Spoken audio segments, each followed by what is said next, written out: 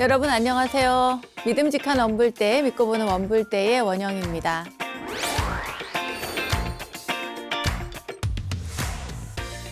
보시하는 사람은 탐욕을 끊게 되고 인욕하는 사람은 분노를 떠나며 선행을 쌓는 사람은 어리석음을 여의게 되느니라. 이 세 가지를 갖추어 실천하면 빨리 열반에 이르게 되리니 가난하여 남들처럼 보시할 수 없더라도 다른 사람이 보시하는 것을 보고 칭찬하고 기뻐하면 그 복은 보시하는 사람과 다를 것이 없느니라. 네, 오늘은 과거 현재 인과경에 담긴 부처님의 가르침으로 원불대에 출발해 봤습니다. 보시의 공덕에 대해 여러분도 많은 설법을 들으셨을 텐데요. 여러분의 공덕 그 통장이 빵빵해지기 위해서는 무엇보다 보시의 실천이 중요하다는 거 다들 아실 겁니다. 여기에 더해서 인욕과 선행이 추가되면 이 공덕은 그 어떤 다이아몬드 광산보다도 빛나고 아주 큰 힘을 가질 텐데요. 부처님 가르침을 제대로 따르는 불제자들이라면 이 보시와 인욕과 선행으로 공덕의 부자가 되길 저도 기원해 보겠습니다. 자, 공덕 부자, 마음 부자로 거듭거듭 나는 이 시간, 바로 원불대 시간이죠. 오늘도 함께할 준비 되셨나요? 자, 그럼 즐거운 마음으로 출발해 보겠습니다. 여러분, 어서 모이세요.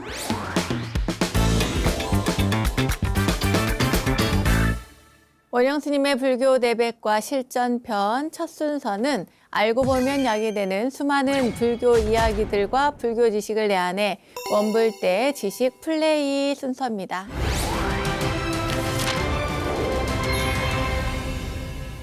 가만히 생각해보면 2700여 년 전, 2600여 년 전 그때의 부처님께서 전하신 그 불법이 현재를 살고 있는 우리들에게까지 전해져 온 것이 참 신기하고도 또 귀하다는 그런 생각이 듭니다.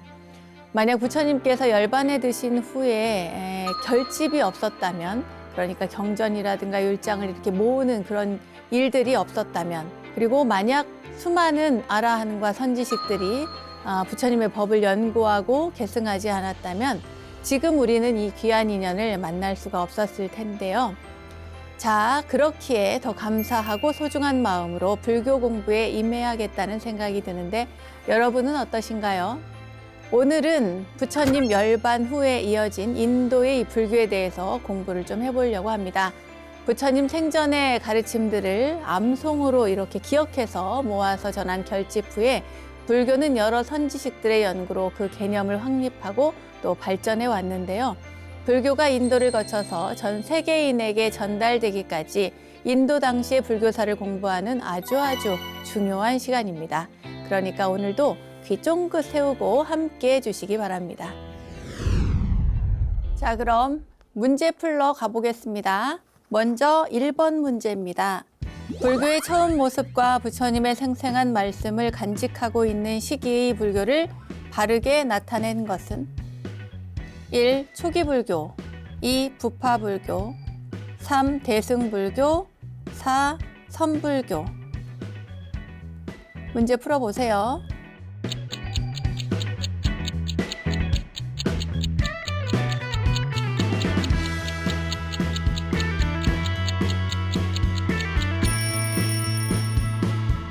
정답은 초기불교입니다. 초기불교. 네, 참 쉽죠? 불교의 처음 모습이라고 하니까 당연히 초기불교겠죠?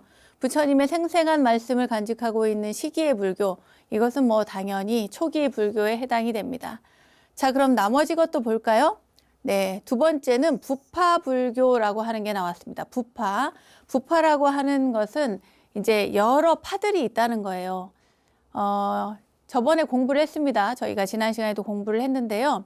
부처님께서 열반에 드신 이후에 많은 그 대중들을 통솔하던 그 가섭존자가 이 승가가 문란해질 것을 염려해서 그래서 대중들을 모아가지고 결집을 하게 됩니다. 그때 아난존자와 우빨리존자를 이렇게 내세워서 우빨리는 유를 암송을 하고 아난존자는 부처님의 가르침인 경을 암송을 해서 대중들이 다 함께 그렇게 해서 부처님의 가르침을 외우고 암송해서 모으고 결집해 나갑니다. 그렇게 해서 외워가지고 전승을 하게 된 것이 지금까지 내려오는 그런 모토가 됐는데요. 이것이 한 100년쯤 지난 다음에, 그러니까 부처님 열반 후 한 100년쯤 지난 다음에 계율상에 문제가 생깁니다. 말하자면 금전을 수수하는 것, 그러니까 화폐를 받는 것, 직접적으로 내 손으로 받지는 않더라도 화폐를 받는 그런 것들이 계율상에 맞느냐 틀리느냐, 이러한 문제들이 한 10가지가 있습니다. 그래서 14라고 하는데 10가지 문제들을 가지고 그것이 옳다 그르다라고 해서 서로 의견이 분분한 가운데 부처님의 가르침을 그대로 이어나가자라고 주장하던 그러한 승려들이 있었고, 또 아니다, 시대가 변했다, 시대가 변했으니까 이 시대에 발맞추어서 소소한 개들은 바꾸고 우리가 앞으로 나아가야 된다. 대중과 함께, 그리고 많은 중생과 함께 그들이 원하는 대로 우리도 모습을 바꾸어서 유를 바꾸어 나가야 된다, 이렇게 주장하던 분들이 있었습니다. 그러니까 크게 나누어지게 되는 거죠. 그래서 이렇게 두 가지로, 두 개의 부파로 나누어진 것이 근본 분열이라고 합니다.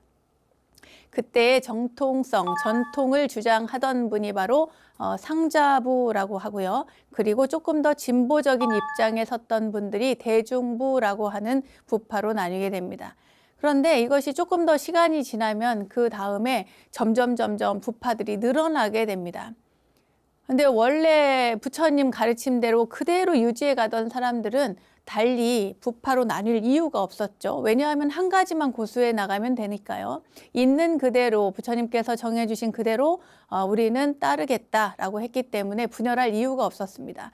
그러나 진보의 입장, 그러니까 대중부의 입장에서는 어떤 것은 되고 어떤 것은 안 된다라고 하는 것에 의견 차이가 있었기 때문에 그것이 점점 아니야, 이건 돼, 이건 안 돼, 이렇게 해서 나누어지는 것이 갈래가 더 많아지게 됩니다.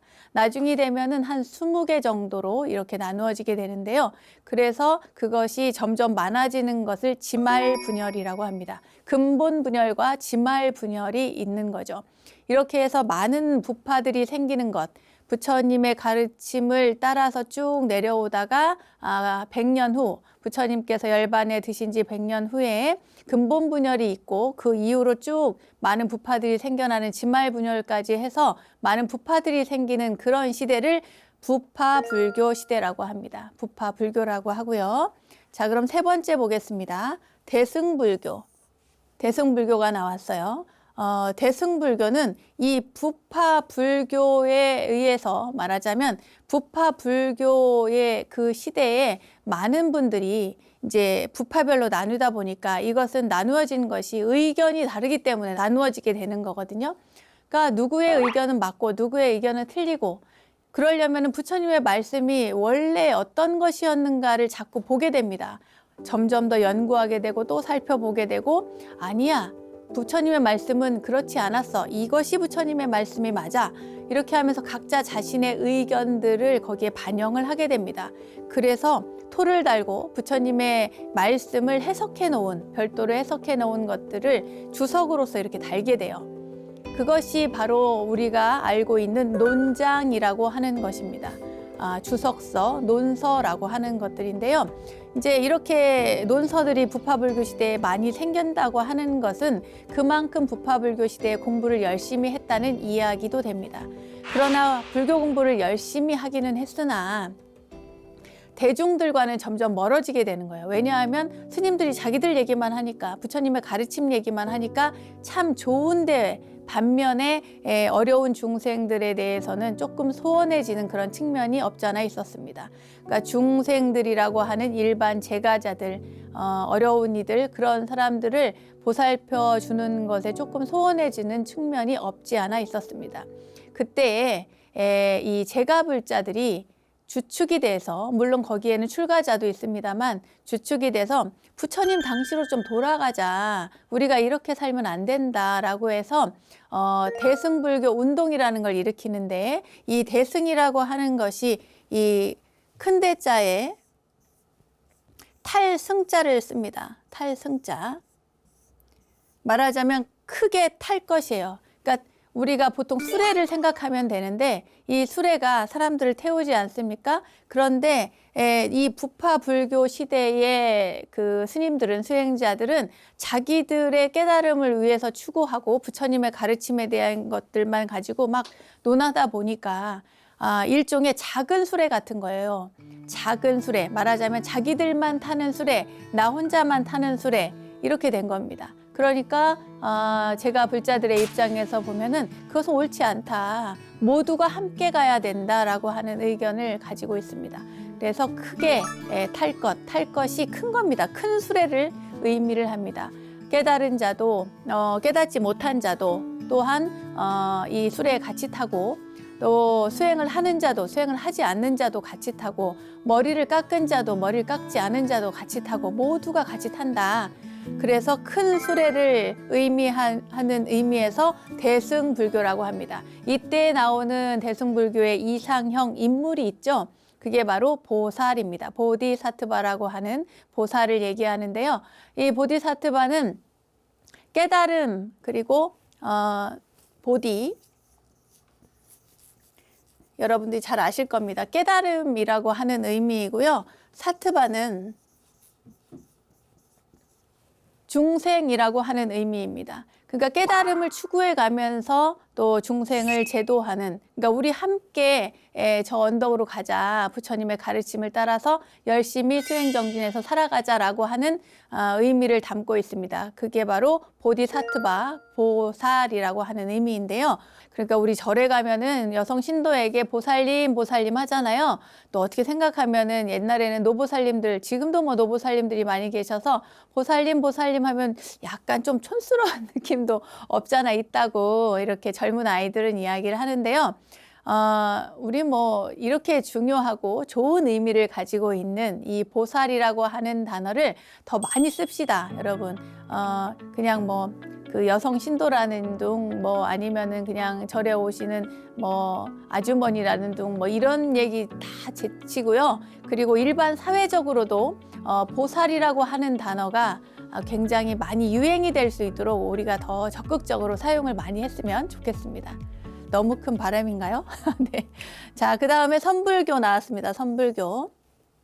선불교는 여러분들 잘 아시는 우리 이 시간에, 시즌2 시간에 불문이라고 하는 시간이 있죠. 그때 주로 이제 종종 이야기를 해드립니다만, 화두에 관한 이야기 해드리잖아요. 그런 것처럼 선불교는 이 화두라고 하는 것을 가지고 그 중요한 말머리죠, 말머리. 핵심이 되는 단어를 가지고 그것이 무엇인가를 집중적으로 추구해 나가는 명상법입니다. 화두를 통해서 깨달음을 추구해 나가는 명상법이라고 이해를 하시면 되는데, 이것은 이제 중국에서 생겼어요. 선불교라고 하는 것은. 그래서 5세기 때 중국에서 생긴 그 불교의 수행법인데, 특히나 중국, 한국, 일본 등지 이렇게 이제 동아시아 불교 지역, 불교 국가 지역에서 활성화되고 이제 유행한 그러한 수행법, 그 수행법을 바탕으로 해서 불교를 전파하게 되는데, 그것이 바로 선불교입니다.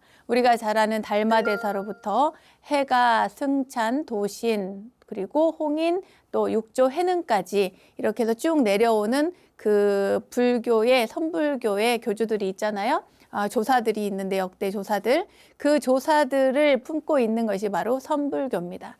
제가 1번 문제에서 이렇게 자세히 말씀을 드리는 것은 이러한 내용을, 기초적인 지식을 바탕으로 해야 그 다음 문제를 수월하게 풀 수 있기 때문입니다. 자, 그럼 다음 문제 가보도록 하겠습니다. 원시불교에 대한 설명 중 가장 적절치 못한 것은 1. 근본불교 또는 초기불교라고도 한다. 2. 약간 저급하고 발달되지 못한 상태의 불교를 가리킨다. 3. 부처님 성도부터 아소가왕 때까지 약 150년간 또는 250년간. 4. 부처님 가르침 속에 그 당시의 생활 모습 등이 비교적 잘 나타나 있다. 네, 여러분 문제 풀어보세요.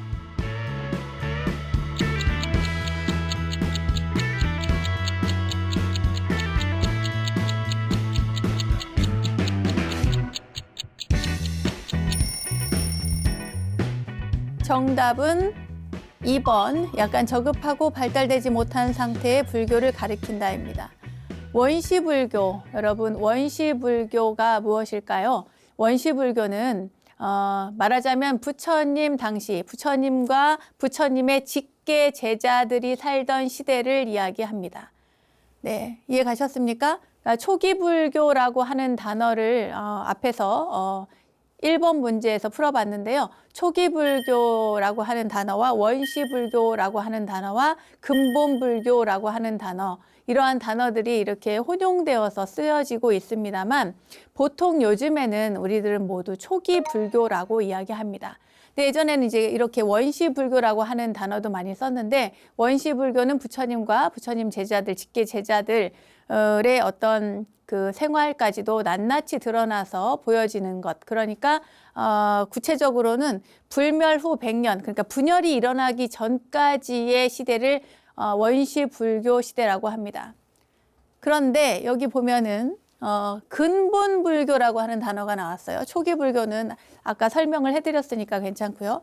근데 근본불교라는 단어도 쓰기는 썼습니다. 그런데 여러분 근본이라고 하는 단어를 들으면 어떤 느낌이 드세요? 아, 바르고 좋아요. 네.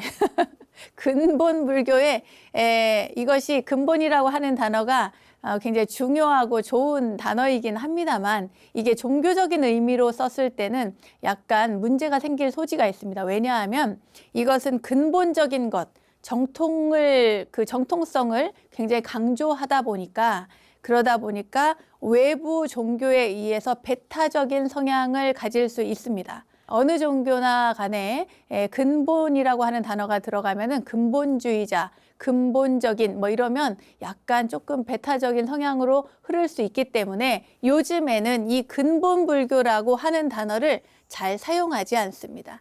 대신에 이 초기불교라고 많이들 사용을 하죠. 그래서 봤을 때는 원시불교나 근본불교나 초기불교나 대략 내용상으로는 비슷한 시기, 비슷한 흐름을 가지고 있습니다. 자, 그럼 3번 볼까요? 원시불교에 대한 설명 중 가장 적절치 못한 건데 3번부터 보겠습니다. 부처님 성도부터 아소카 왕 때까지다라고 했는데 이제 그 부처님 성도 하시고 그리고 아소카 왕이 이제 뭐랄까 그 결집을 또 하거든요. 그러니까 분열이 되어서 모두를 화합시키고 결집시키는 시간이니까 그때까지 포함된다라고 하는 것. 제가 아까는 이제 부파 분열이 일어났을 때까지라고 말씀을 드렸는데 이것을 더 뒤늦게까지 말하자면 아비달마 불교 시대, 부파 불교 시대까지 포함해서 원시불교라고 보는 시각이 있고 근본 불교, 근본 분열이 일어난 시기까지를 원시불교라고 보는 시각이 있습니다. 그러니까 이 3번 부처님 성도부터 아소카 왕 때까지라고 하는 이것은 틀리지 않습니다. 맞다라고 볼 수가 있습니다. 그 다음에 4번입니다. 부처님 가르침 속에 그 당시의 생활 모습 등이 비교적 잘 나타나 있다. 당연하겠죠. 부처님과 부처님 제자들의 일상이니까요. 그런데 2번은 뭐라고 했냐면 약간 저급하고 발달되지 못한 상태의 불교라고 이야기를 했습니다. 당연히 아니겠죠. 네, 이해 가셨습니까? 자, 그럼 다음 문제 보도록 하겠습니다. 다음 중 불교사에 대한 설명 중 틀린 것은 1. 근본불교란 서가모니 부처님이 생존해 있던 당시의 불교를 말한다. 2. 부파불교란 근본불교 시대 이후로부터 대승불교가 성행하기 전까지를 말한다. 3. 대중부는 근본분열 이후로 100년 사이에 총 20회 분열을 거듭하였다. 4. 상자부와 대중부 가운데 먼저 분열되기 시작한 쪽은 대중부였다 라고 나왔어요.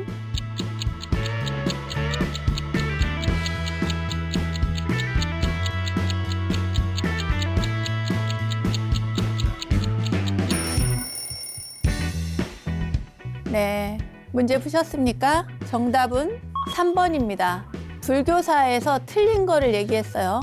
자, 볼까요? 뭐가 틀렸나? 대중부는 근본 분열 이후로 100년 사이에 총 20회의 분열을 거듭했다고 했어요.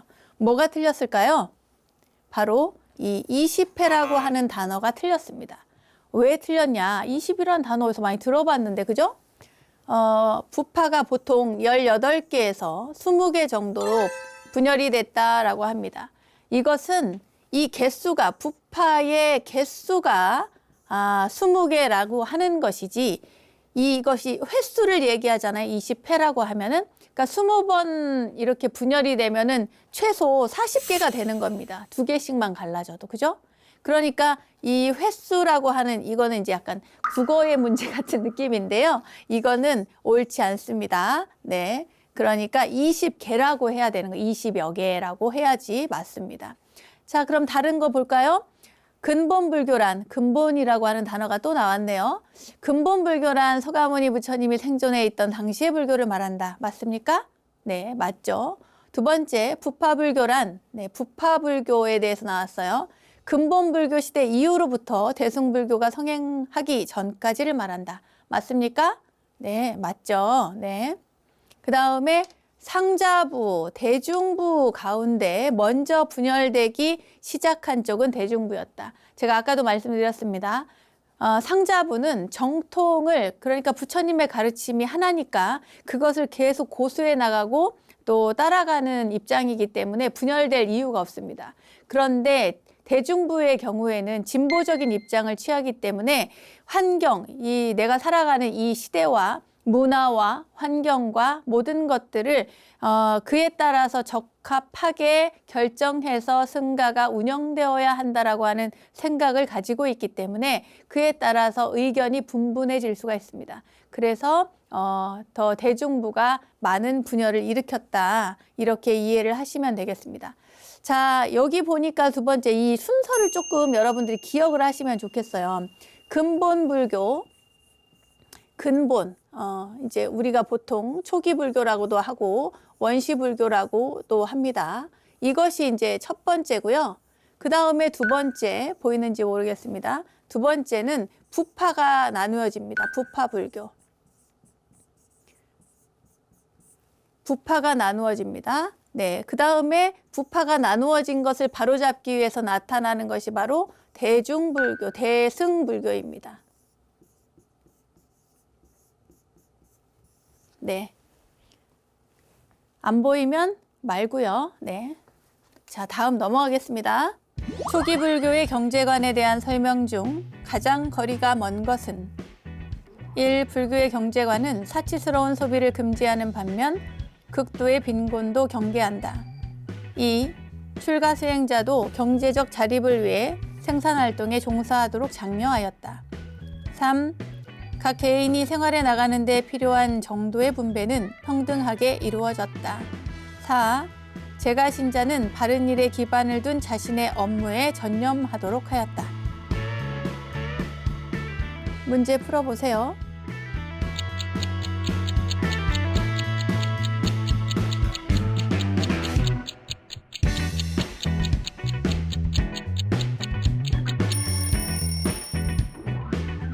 정답은 2번. 출가 수행자도 경제적 자립을 위해 생산활동에 종사하도록 장려하였다입니다.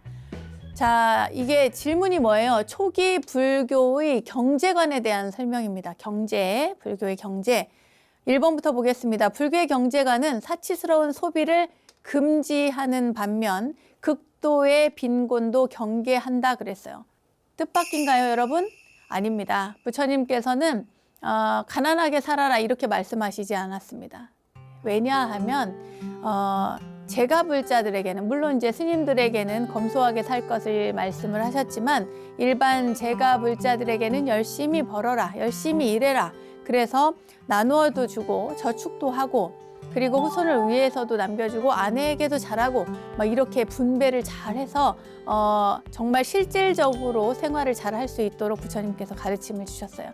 그러니까 불교의 경제관은 아주 사치스러운 소비를 금지하는 반면에 극도의 빈곤도 경계를 합니다. 그러니까 어떻게 생각하면은 불교의 승가는 그렇게 가난하게 살지 않았어요. 그러니까 왜냐하면은 주는 것은 받으니까요. 네, 주는 것을 받고 그리고 또 한편으로는 풍요롭게 살기도 하고 또 흉년이 들면은 같이 굶기도 하고 그렇게 해서 생활을 했습니다. 부처님께서는 중도를 또 추구하시기 때문에 극단적인 것을 경계를 하셨어요. 자, 3번 보겠습니다. 각 개인이 생활에 나가는 데 필요한 정도의 분배는 평등하게 이루어졌다. 그래서 중요한 단어입니다. 평등하게 이루어졌습니다. 누군가가 대중에게 승가에 보시를 했다, 공양을 올렸다 이러면 그 공양을 모두가 똑같이 나눌 수 있도록 합니다. 그런데 예를 들면 이런 경우가 있어요. 공양물이 50명이 사는 승가에 한 20명 정도의 분량만 공양이 들어왔어요. 그럼 어떻게 할까요? 어떻게 하겠습니까? 저 밑에서부터 줄까요? 위에서부터 줄까요? 당연히 위에서부터 주겠죠? 그 위라고 하는 것은 말하자면 출가해서 생활한 그 법납이라고 합니다. 저희는 법납, 출가한 이래로 몇 년이 되었는가 그 법납이 높은 사람들 순서로 이렇게 20분에게 먼저 공양을 드리고요. 보시를 하거나 공양물을 제공을 합니다. 그 다음 날 또 공양이 예를 들어 들어왔다. 그러면 20명 다음에 그 다음 분에게부터 또 이렇게 공양을 나누어 주기도 합니다. 반면에 이런 경우도 있어요. 제가 이 공양이 이러이러한 것을 아무개 스님에게 딱 지정을 해서 그 스님에게 공양을 올리고 싶습니다. 라고 하면 그 스님에게 또 공양을 드릴 수도 있는 거긴 해요. 그리고 또 예를 들어서 공양을 드렸는데 그분이 아니다, 나는 받지 않겠다. 예를 들어서 바루를 공양을 했는데 이 바루가 나는 쓰는 바루가 있다. 그러면 그 다음 사람에게 바루를 양보합니다. 그러면 그 다음 사람도 나도 괜찮은데 그러면 또 다음 사람에게 또 다음 사람에게 이렇게 밀려서 법납 순서대로 갑니다. 그래서 절에도 예를 들어서 보시를 나눠줄 때도 저희가 차등보시라고 합니다. 차등 공양, 차등보시 순서에 맞게 법납에 따라서 보시도 따로 이렇게 챙기는 경우가 있습니다. 자, 그러나 그러한 분배도 차등이긴 하지만 그 차등이 바로 곧 평등이 된다는 건 여러분 기억을 하십시오. 그다음에 제가 신자는 바른 일에 기반을 둔 자신의 업무에 전념하도록 하였다. 이거는 뭐 바른 일, 제가 신자가 바른 일에 기반을 두고 자기의 삶을 영위해가는 것은 당연한 일이겠죠. 자, 그러면 2번이 왜 틀렸을까요? 2번은 출가 수행자도 경제적 자립을 위해 생산활동에 종사하도록 장려하였다 그랬어요. 생산활동, 이게 문제입니다. 이거 생산활동. 이렇게 해선 된다, 안 된다? 안 된다. 부처님 당시에는 출가 수행자는 생산활동을 할 수 없도록 되어 있었습니다. 물론 이것이 지금 이 시대를 보면은 말하자면 이제 안 좋은 예일 수 있습니다만 제가 여기에서 여러분들께 이렇게 문제도 풀어주고 강의도 하고 카메라 앞에 서서 이렇게 일을 하잖아요. 그럼 저도 보시를 받습니다. 일종의 뭐예요? 생산활동이 될 수 있는 겁니다. 보시를 받으니까. 그리고 그렇게 하지 않으면 살아가기 힘든 그런 시대를 우리가 또 살고 있기도 합니다. 그러면 어떻게 생각하면 좀 가슴 아픈 일이기도 하고요.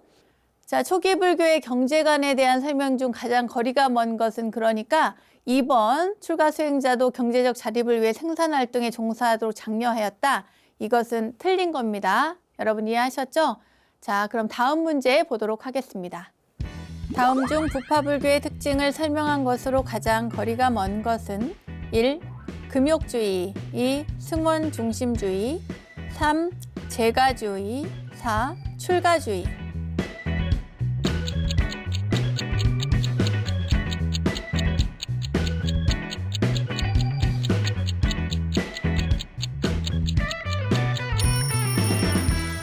정답은 3번 재가주의입니다. 부파불교의 특징이라고 그랬어요. 부파불교의 특징. 네. 부파불교는 아까 뭐라고 했죠, 여러분? 다 기억나세요? 예, 열심히 공부하고 또 의견들을 뭐 이렇게 나누고 그래서 스님들끼리 서로 이야기를 하다가 분열이 생기고 갈등이 생겨서 이렇게 부파가 많이 나누어졌습니다. 그 시대를 부파불교 시대라고 하는데 그 특징이 열심히 수행을 해서 금욕주의 해당이 됩니다. 왜냐하면은 이제 수행에 몰두하고 연구에 몰두하고 이렇게 하다 보니까 금욕적인 측면이 강조되어 있고요. 또 그러다 보니까 뭐예요? 출가 중심이고 또 승원 중심입니다. 무조건 하고 스님들 중심으로. 그러니까 제가자들 중심이 아니라 스님들 중심의 사회였던 거죠. 그래서 부파불교 시대에는 오로지 스님들이 자신의 어떤 수행이나 자신의 어떤 불교학 연구라든지 승가 간에 서로 간의 어떤 논의라든지 이런 것들이 굉장히 활성화되어 있습니다. 그러니까 좋은 쪽으로 바라보면은 부파불교 시대가 있었기 때문에 지금의 불교학이 이렇게 발달한 것이다. 이렇게 볼 수가 있습니다. 그런데 반면에 한편으로는 이 제가불자라든지 일반 사회에 대해서는 조금 무관심했던 부분이 없잖아 있었습니다. 그래서 그것에 대해서 반대해서 일어난 운동이 바로 대승불교 운동이고요. 대승불교 운동의 중심자들은 누구냐면 제가불자들이었습니다. 그러니까 이 제가주의라고 하는 것은 부파불교에 맞지가 않겠죠. 제가불자들, 제가주의는 어디에 맞는다? 대승불교에 맞는다. 이렇게 이해를 하시면 되겠습니다. 원영스님의 불교대백과 실전편 시즌2. 오늘은 이제 초기 불교에서부터 부파불교 시대까지 공부를 했습니다. 여러분 잘 기억하시고요. 오늘 배운 것을 잘 숙지하도록 바라겠습니다. 자, 그럼 불교 지식을 내 안에 원불대 지식 플레이 오늘은 여기까지 하겠습니다.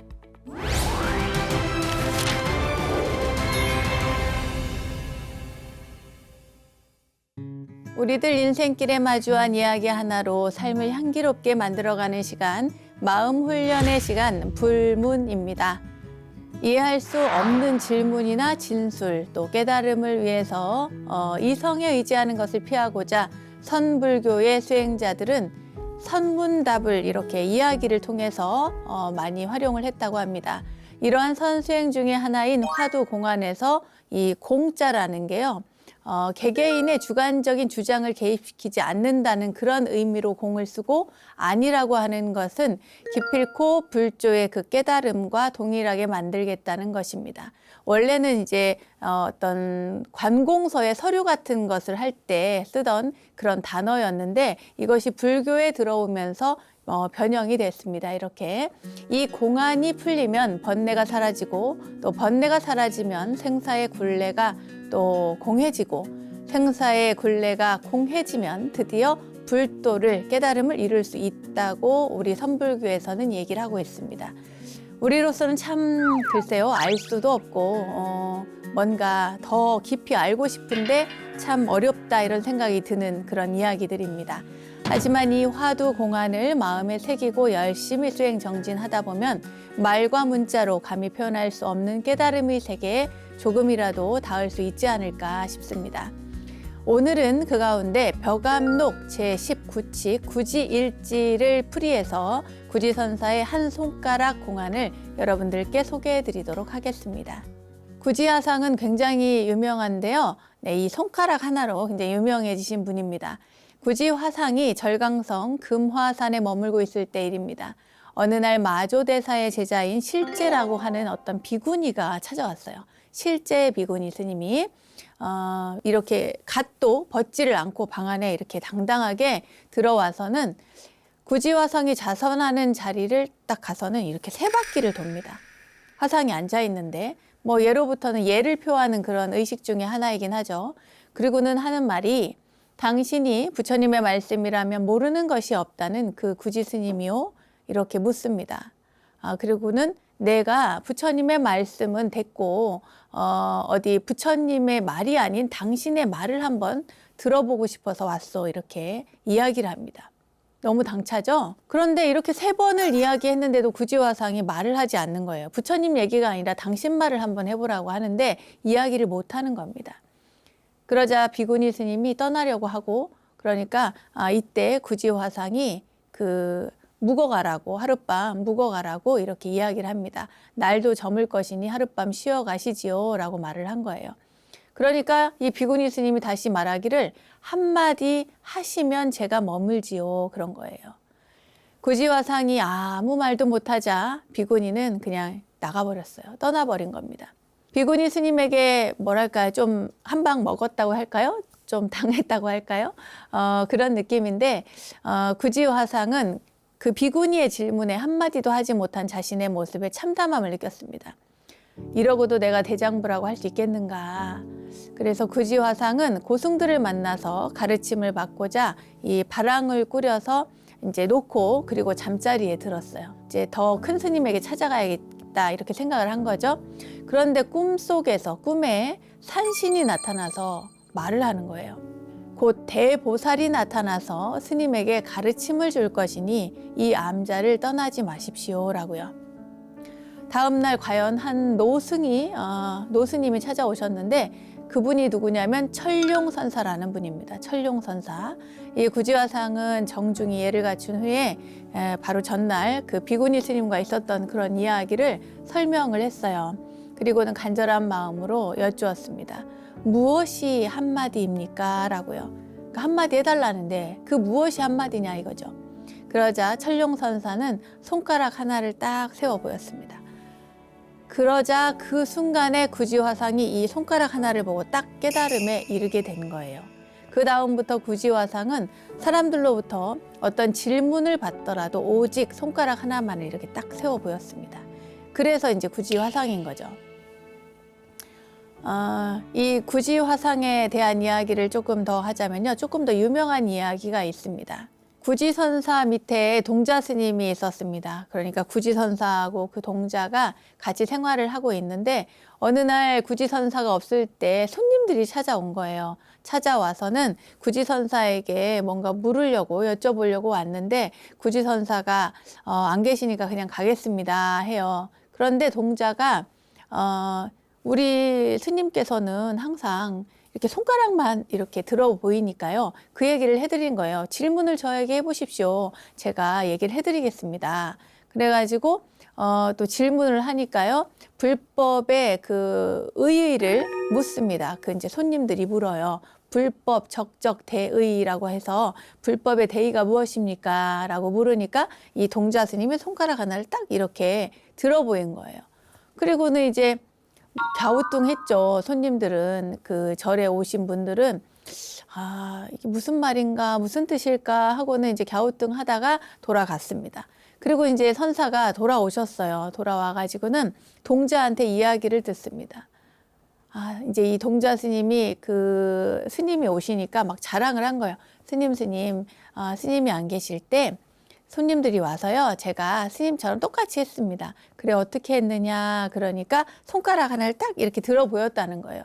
손가락 하나를 딱 들어 보이니까 다시 한번 해보라는 거예요. 구지선사. 그래서 동자 스님이 손가락 하나를 딱 들자 그 자리에서 머리 깎는 삭도를 꺼내서 아이의 손가락을 딱 대버렸다는 거예요. 얼마나 놀랍니까? 피가 튀고 아프기도 아프고 해서 동자가 놀라서 막 도망을 쳐요. 도망을 치는데 그때 구지선사가 동자를 부릅니다. 동자야 하고 불러요. 불러가지고 막 눈물 흘리면서 네 하고 쳐다보니까 그때 이 구지선사가 다시 손가락 하나를 딱 들어 보입니다. 그때의 그 어린 동자 스님이 이 손가락을 보고 구지선사의 손가락을 보고 깨달음을 얻었다라고 하는 이야기가 있습니다. 네, 이 구지선사의 이야기는 많은 분들이 알고 계실 거라고 생각이 듭니다. 네, 여러분들이 이 이야기를 어떻게 들으셨는지 모르겠습니다만 선불교에서는 이것에 대해서 어떤 뭔가 특별한 사건이라든지 어떤 한마디라든지 이런 것을 통해서 말도 안 되는데 라고 하는 생각이 들도록 이렇게 의구심을 자아내는 이야기들이 오가고 그것을 화두로 삼아서 정진을 해나가고 있습니다. 그러니까 구지화상이 이렇게 손가락을 내밀었던 이 손가락이 어떤 의미인 것인가 그것은 저도 모릅니다. 네, 과연 이 손가락의 의미는 무엇일까요? 여러분께 다시 한번 묻겠습니다. 여러분의 이 한 손가락에서 여러분은 어떠한 해답을 찾으셨을까요?